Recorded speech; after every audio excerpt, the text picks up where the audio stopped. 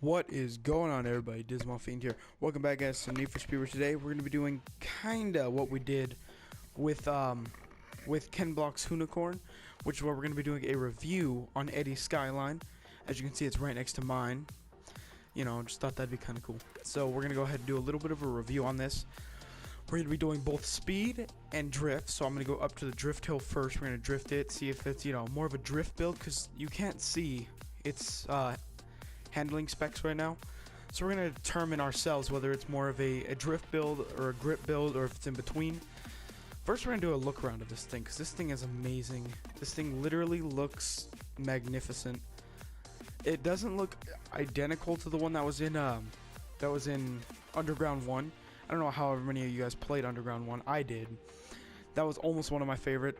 Most Wanted was my favorite one, which is why I kind of want to do a build on Sonny's Volkswagen on his GTI Golf, but we'll see about that. But yeah, I remember this Skyline in the game too. You know, the East Siders and all that. I remember this almost like it was yesterday. Now, even though this thing is kind of ricey, I still love it. I still think this is a pretty cool looking car.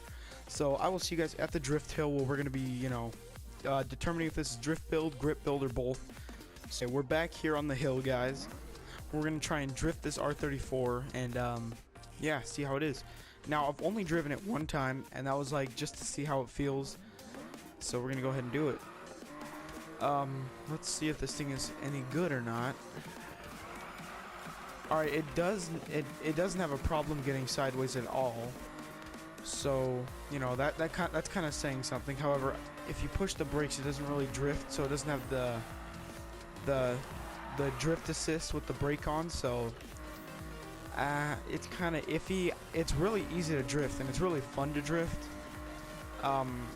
So let's see if we can drift this long corner, or a short one. Let's see here.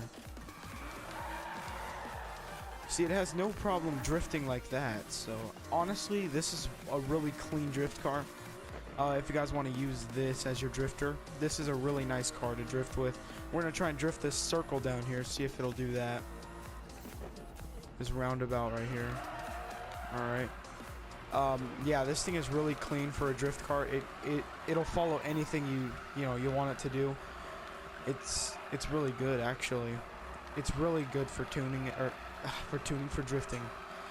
So it can do the roundabout, which is good. So I will see you guys at the top speed testing place, which is that one freeway I always test my cars on. Now, fuck you, I'm way over here.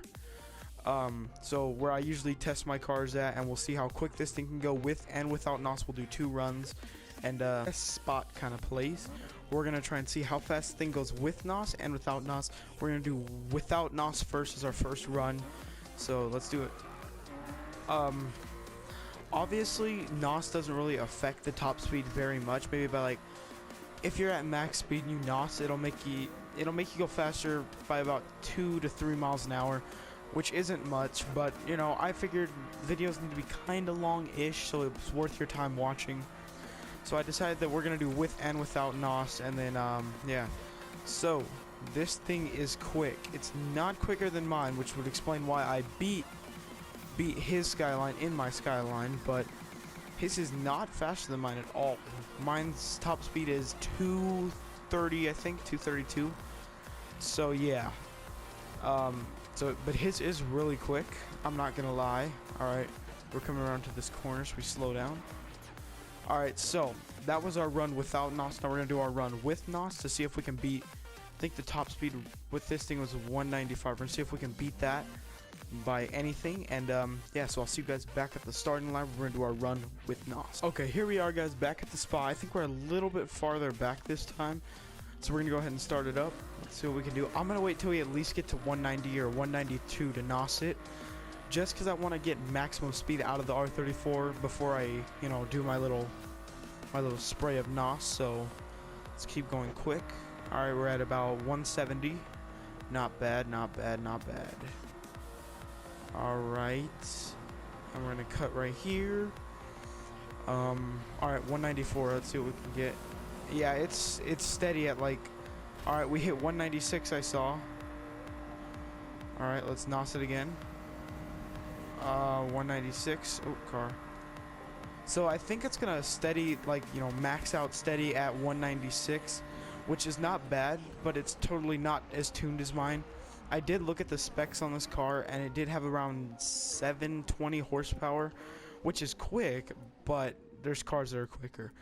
So yeah, that's gonna pretty much conclude the review of this car. I kind of think it's leaning more to the drift side of the little chart, not by much, but by a little bit. It's leaning a little bit more to the drift side. So yeah, I hope you liked this video. If you did, be sure to drop a like, subscribe for awesome Need for Speed videos and more games as they release, pretty much daily. Also, I want to thank you guys so much for, let me load up the tab so I can count how many I have now. I want to thank you guys for, I think it's 34 subscribers now, which, let's see, hang on a second, I have really slow Wi-Fi, so 34 subscribers, guys. It's ridiculous.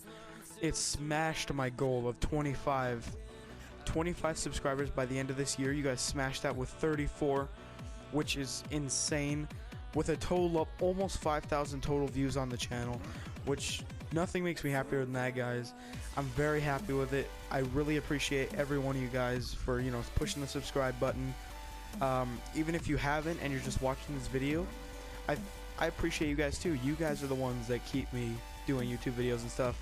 So yeah, I will see you guys in the next video.